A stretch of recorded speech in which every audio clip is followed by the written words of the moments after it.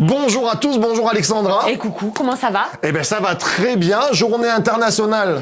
Bah apparemment c'est le thon aujourd'hui. Journée internationale du thon. Alors tu préfères quoi comme poisson toi? Alors moi j'aime bien le thon, j'aime bien les anchois aussi. Moi je préfère les anchois, tu vois, sur un pain bagna quand même. Moi je préfère le thon. Non, mais, un pain bagna quand même. On est d'accord que le pain bagna c'est l'anchois, c'est pas le thon. Oui, mais l'anchois je le mélange plus dans une sauce, comme dans la salade pascal de ma belle-mère. Non, mais le pain bagna, oui, mais je préfère avec le thon. Mais jamais de la vie. Mais non, mais jamais non. Les amis, on se calme, change un peu de ton.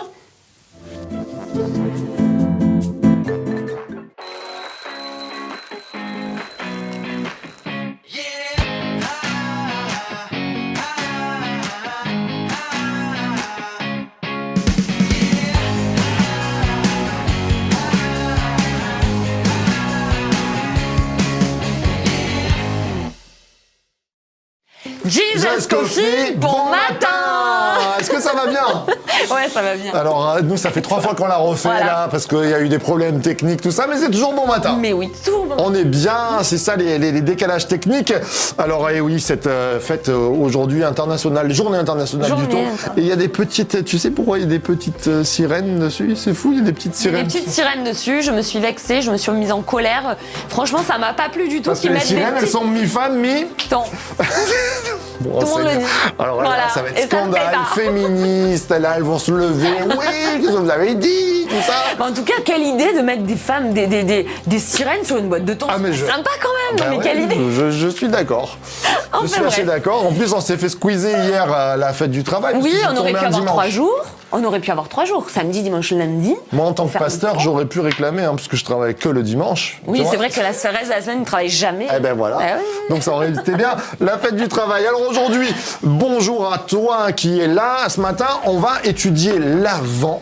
Oui, dernier livre de l'Ancien Testament. Et là, Ça, c'est bien. Et ça fait 38 livres. On a bientôt fini ensemble, Ensemble. toi et nous, l'Ancien Testament. On peut applaudir. On peut applaudir. Moi, Bravo. Oui.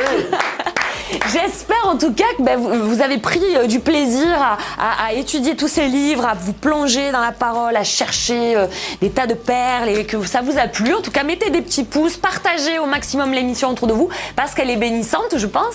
Et en tout cas, nous, ça nous bénit. Donc, je Et pense si que vous voulez, allez, je fais une petite annonce comme ça. Si vous voulez bénir toujours les Nuggets, il y a toujours sur Allo Asso la possibilité d'envoyer des dons. Dernièrement, on en a reçu. On remercie toutes Merci, les personnes en tout cas, vraiment, qui on va dire encouragent à ce ministère des Nuggets. Nuggets 1 et Nuggets 2. Je ne sais pas qui est le meilleur entre Nuggets 1 et... le 1, le j'ai 1 entendu qui vient peut-être la petite voix. de crier derrière le rideau. C'est ça. Alors, qu'est-ce qu'on ce fait? matin, l'avant-dernier livre, donc, L'avant-dernier. c'est le livre de Zacharie, Zacharie. qui veut dire Zacharie, Zohar, se souvenir. Très intéressant. Très intéressant. Donc, se souvenir, ça c'est la première partie. Et il y a à la fin, donc Zacharia, normalement, Dieu se... souviens. Et ça, c'est très important, ça revient souvent dans la parole de Dieu. Et des fois, les jeunes viennent me dire, même les plus anciens, mais pourquoi Dieu se souvient? Il avait oublié? Jamais de la vie. Exactement. En fait, quand Dieu se souvient, ça veut dire qu'il met en place, il met en marche l'alliance qu'il a faite. Les promesses qu'il a Amen. dit, il a dit, à un moment donné, quand il dit « je me souviens », ça veut dire, à partir de ce moment-là, la promesse qui a été donnée, elle se met en marche. Amen.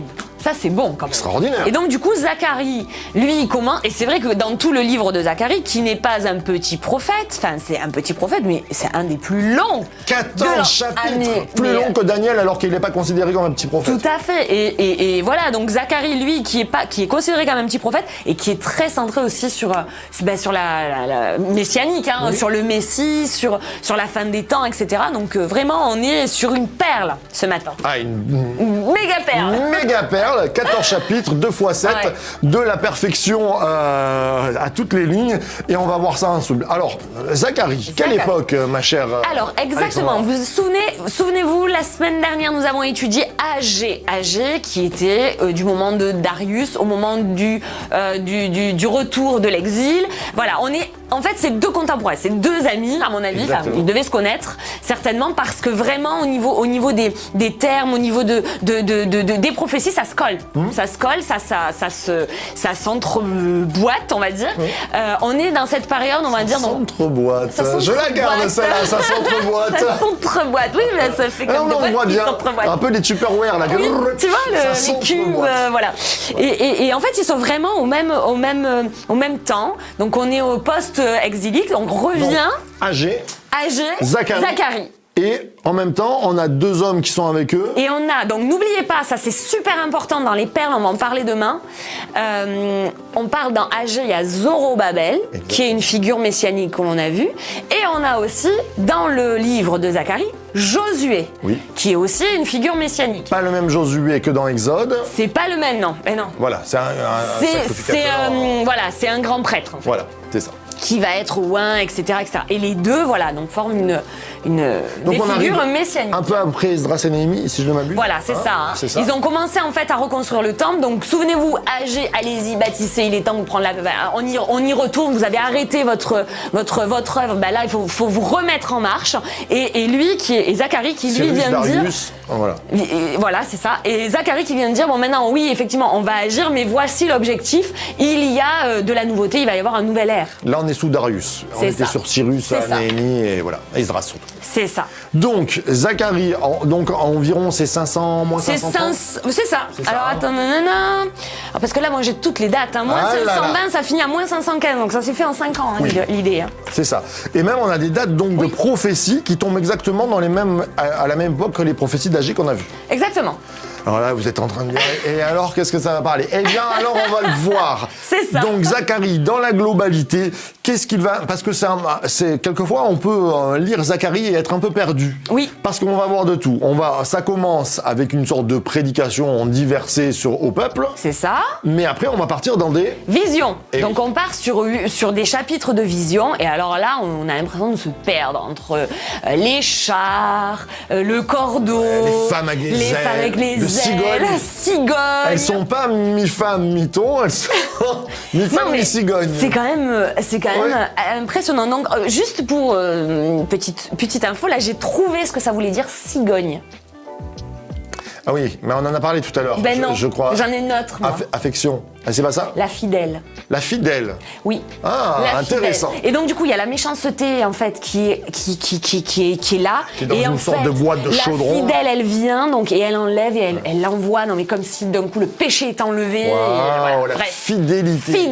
Et oui, on pourrait traduire donc avec des ailes de cigogne avec des ailes de fidélité. C'est ça. C'est intéressant. C'est intéressant à creuser. Enfin, vous voyez, dans la parole, il y a des petites perles comme ça qu'il faut essayer de déterrer. Et oui, il y a des beaux petits trésors là qui sont là. On peut travailler dessus après. Ce matin. Donc 14 chapitres, beaucoup de visions. Il y en a combien de visions, tu t'en rappelles? Il y en a 8. Exactement. Et alors ces 8 visions, on va le voir, on le verra pas demain, mais on va en parler. Mais comment elles s'organisent un petit peu pour que vous compreniez bien. Ça, c'est très important parce que des fois, on est un peu perdu. Elles sont chiastiques. Parce que moi, je disais chiasmique à chaque fois. Et moi, je disais non, c'est un chiastique. C'est chiasme chiastique. Alors, c'est rigolo parce que le M dégage pour un T, mais c'est pas grave, ça. Donc, chiasme, qu'est-ce que ça veut dire? Les mystères de la langue. Ça veut dire que sur les 8, la première va répondre à la dernière. À la 8e. Voilà. La 2 va répondre à la 7. Exactement. La 3 va répondre à la 6. Et la 4 va répondre à la 5. Et on est au centre du message. C'est ça. Donc ces visions, comment on peut dire ça? Bien, regardez, la première vision, elle parle de cavaliers. Alors il y a les cavaliers, il y a les chars. Et on le voit dans le 8. La même. Cavaliers, chars, de couleur, roux, tout ça. Etc. Clac. On va avoir, je crois... Après, il y a les nations qui sont... les nations qui sont châtiées. Et de l'autre côté, la même et le chaudron avec les trucs de fidélité. Et 4 et 5, là on a Josué. C'est ça.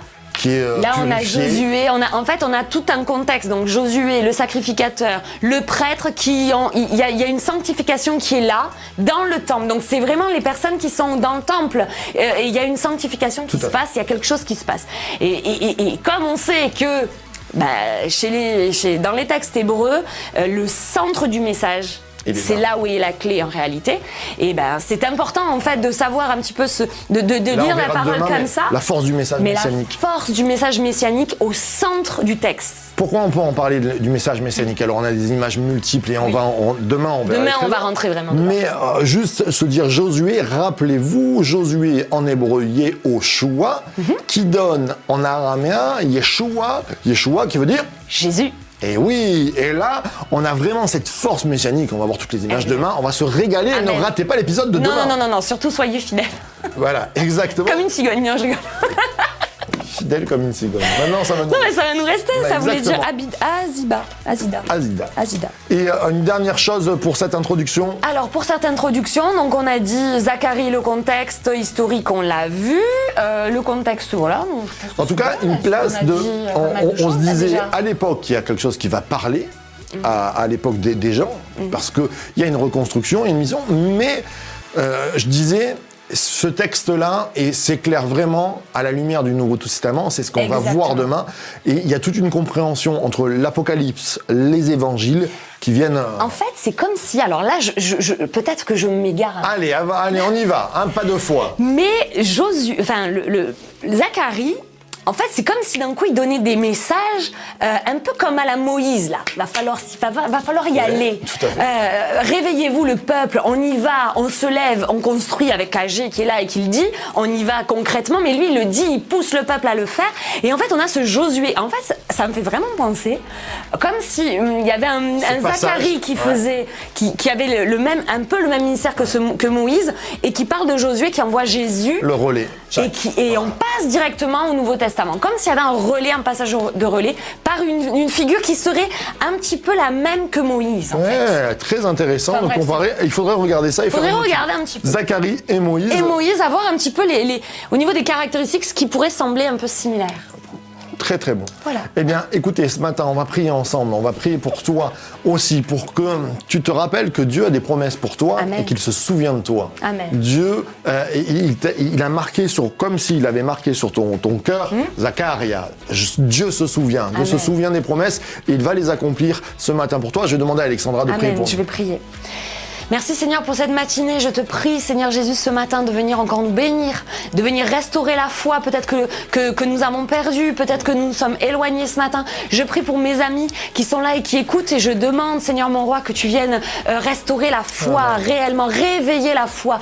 Tu es celui qui se souvient. Il n'y a aucune parole que tu prononces qui tombe à terre sans avoir accompli son effet. Aussi ce matin je viens vers toi et je te dis oui, nous voulons nous souvenir, nous voulons être comme ce Zacharie, nous voulons aussi nous souvenir de ce Jésus qui est venu et qui a tout accompli pour nous. Nous voulons mettre la croix au centre, Seigneur, ce matin, afin, Seigneur Jésus, d'agir comme tu le souhaites et que vraiment nous soyons encouragés dans notre foi, de continuer à te suivre et à te servir avec fidélité. Au nom de Jésus, Amen. Amen. Que c'est bon, on se régale, on est béni et quand on est béni, on développe de suite le Béniscope. C'est parti, on passe là-bas.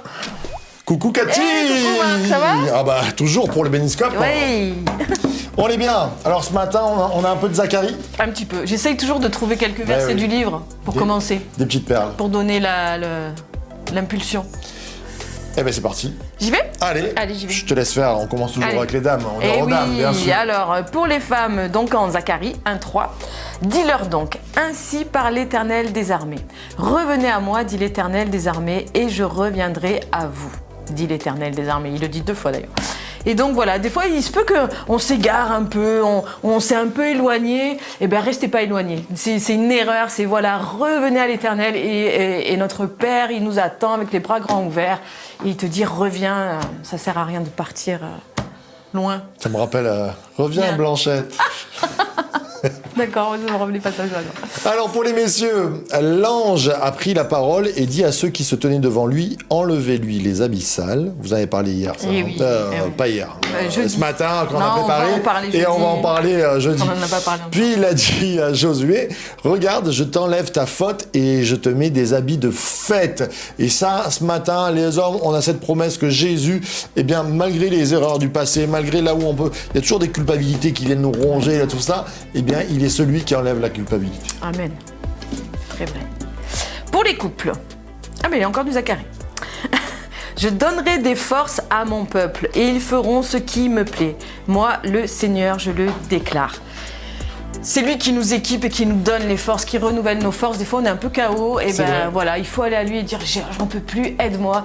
Et Dieu est là et il nous renouvelle nos forces. Tout à fait. Et chaque puis, matin. Trouvez une bonne église dans laquelle vous vous entendez bien Très aussi, bien, parce que ça. je trouve que l'église, elle est là aussi pour communiquer cette force. Oui. Hein, quand on voit Les nos frères et sœurs, ça soutient. on sait se dire, des fois, Cathy, elle vient me voir, elle me dit t'as des petits yeux, toi, ça va pas très bien. Eh bien, on prie ensemble. On s'encourage. Et on s'encourage. Amen. Alors, pour les célibataires, eh bien, on passe dans le Nouveau Testament, puisque Zacharie, c'est vraiment ce lien entre l'Ancien et le Nouveau Testament. Philippiens 4,13, je puis toutes choses en celui qui me fortifie. Je puis tout par celui qui me fortifie. Tu peux tout. Ce matin, si tu en prends la décision, eh bien, même en tant que célibataire, des fois, on se sent seul, mais celui qui te fortifie est plus grand que ton célibat. Amen. Ça, c'est vrai. Alors, pour les jeunes, alors en 1 Corinthiens 6, 11, mais notre Dieu vous a lavé du péché, il vous a choisi pour lui, il vous a rendu juste, au nom du Seigneur Jésus-Christ et par l'Esprit Saint. On est choisi par Dieu. Dieu, il veut nous utiliser en fait, qui qu'on soit, là où on est, et c'est lui qui nous équipe. Et qui nous rend juste. Et qui nous rend juste. Eh oui. Et puis pour les seniors, Colossiens 3,17 et quelque chose que vous fassiez en parole ou en œuvre, faites tout au nom du Seigneur Jésus, rendant grâce par lui en Dieu le Père. Des fois, c'est vrai qu'on pourrait, il nous a donné une intelligence, mais le faire comme si c'était pour Jésus, le faire en Jésus-Christ, ça change la donne. Tout à fait. Hein? Ça change, ça inverse tout en fait. Quand on dit je le fais, c'est pour Dieu, même des choses qui peuvent être un peu embêtantes ou ennuyantes ou on l'a déjà fait plein de fois, mais si on dit je le fais pour Dieu, ça prend une autre couleur. Amen. Et je pense ce matin, vous pouvez faire quelque chose aussi pour Dieu et pour nous, nous dire quel verset vous a parlé. C'est bien, des fois, je lis dans les commentaires, ce verset, c'est mon verset. Eh bien, j'espère que ce matin, tu as pu recevoir un verset, un encouragement, une fortification de la part de Dieu. Hein? Amen. Amen. Eh bien, source de vie. The Church to be. Bye bye.